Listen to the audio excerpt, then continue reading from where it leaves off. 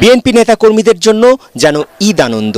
দীর্ঘ ১.৫ দশক ধরে মামলা, গ্রেফতার সহ দমন পীড়নে পিষ্ট বিএনপি নেতাকর্মীরা নয়াপল্টনে হাজির হন স্বস্তি আর মুক্তির আনন্দ নিয়ে। পাখির চোখে নয়াপল্টনের সমাবেশের ব্যাপ্তি ধরা দেয় একদিকে কাকরাইল, অন্যদিকে ফকিরের পুল পর্যন্ত। মূল সড়কে ঠাঁই না পেয়ে আশপাশের অলিগলিতে ছড়িয়ে পড়ে জনতার স্রোত। নেতাকর্মীদের আগ্রহ ছিল তারেক রহমান কি বার্তা দেন তা জানার। লন্ডন থেকে ভার্চুয়ালি যুক্ত হয়ে বিএনপির ভবিষ্যৎ কাণ্ডারি, স্বৈরশাসন বিরোধী আন্দোলনে নেতৃত্ব দেয়া ছাত্র জনতাকে অভিবাদন জানান। পুরো বাংলাদেশটাকেই বিগত ১৫ বছর ধরে বন্দী করে ফেলা হয়েছিল।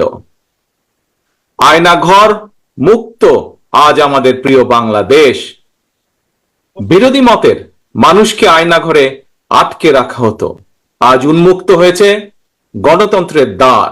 আজ মুক্ত, স্বাধীন প্রিয় বাংলাদেশ। প্রিয় বাংলাদেশের সাহসী ছাত্র জনতাকে বিরচিত অভিনন্দন। বাংলাদেশের পক্ষের শক্তি ঐক্যবদ্ধ থাকলে কোনো অপশক্তি বাংলাদেশকে দমিয়ে রাখতে পারবে না ইনশাআল্লাহ। ১৯৭১ এর মুক্তিযুদ্ধ আর ২০২৪-এর মুক্তিযুদ্ধ, উভয় মুক্তিযুদ্ধই জনগণের বার্তা একটি, শর্ত দিয়ে স্বাধীনতা হয় না। স্বাধীনতা প্রিয় জনগণ স্বাধীনতা অর্জন কিংবা স্বাধীনতা রক্ষায় কোনো শর্ত মানে না, মানতে রাজি না। আবু সাইদ কিংবা মুগ্ধের মতন হাজারো ছাত্র ছাত্রী, তরুণ তরুণীকে প্রাণ বিসর্জন দিতে হয়েছে। আহত হয়েছেন অসংখ্য, অগণিত মানুষ। এর ভিতরে ছাত্র ছাত্রী রয়েছেন, এর ভিতরে রয়েছেন সাধারণ মানুষ, গৃহিণী, এর ভিতরে রয়েছেন রাজনৈতিক নেতা কর্মী বৃন্দ। গণতন্ত্রের বিজয়ের ইতিহাসের এই মানুষগুলোর স্মরণীয় হয়ে থাকবে। ছাত্র জনতার ঐতিহাসিক বিজয়কে নস্যাৎ করতে চক্রান্ত হচ্ছে অভিযোগ করে তিনি বলেন, দেশব্যাপী নাশকতা, সন্ত্রাসী কর্মকাণ্ড তারই প্রমাণ। দেশকে গণতন্ত্রের উত্তরণের চলমান প্রক্রিয়াকে বাধাগ্রস্ত করতে সারা দেশে অস্থিতিশীল পরিবেশ সৃষ্টির ষড়যন্ত্র স্পষ্ট হয়ে উঠছে।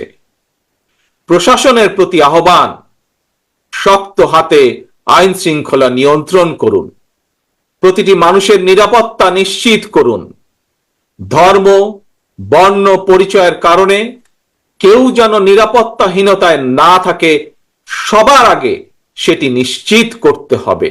ষড়যন্ত্রকারীদের এই নৈরাজ্যের কাছে আমরা হার মানতে পারি না।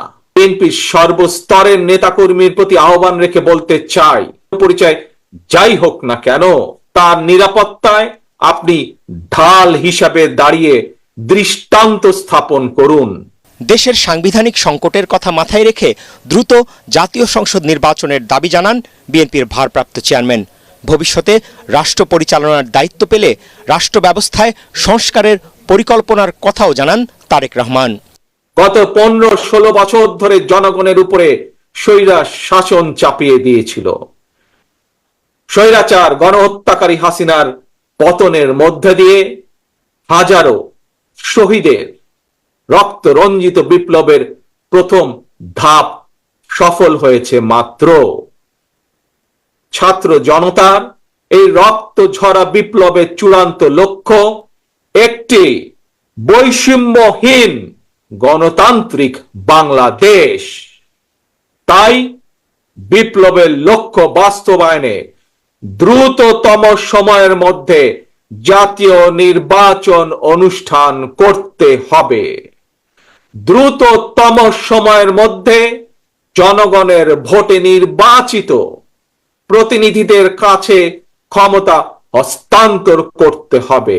মহাসচিব সহ স্থায়ী কমিটির নেতারা সেনাবাহিনীকে ধন্যবাদ জানিয়ে বলেন, দেশপ্রেমিক সশস্ত্র বাহিনী দেশের কঠিন সময়ে জনগণের পাশে দাঁড়িয়ে ঐতিহাসিক দায়িত্ব পালন করছে। গত দুদিনে কারামুক্ত কেন্দ্রীয় নেতারাও সমাবেশে হাজির হন। আওয়ামী লীগ সরকারের পতনের নেতৃত্ব দেয়া ছাত্র জনতা শুধুমাত্র ক্ষমতার পরিবর্তন নয়, সুশাসন নিশ্চিত করার জন্য রাষ্ট্র সংস্কারের যে দাবি তুলেছেন বিএনপি নেতারা বলছেন সেই দাবিকে তারা পূর্ণভাবে সমর্থন করেন। তবে তারা এও স্মরণ করিয়ে দিচ্ছেন এটি তখনই সম্ভব যখন জনগণের ভোটে নির্বাচিত একটি সরকার রাষ্ট্র পরিচালনার দায়িত্ব পাবে। সেই কারণে আজকের এই সমাবেশ থেকে বিএনপি নেতারা আবারও অতি দ্রুত নতুন জাতীয় সংসদ নির্বাচনের দাবি তুলে ধরলেন।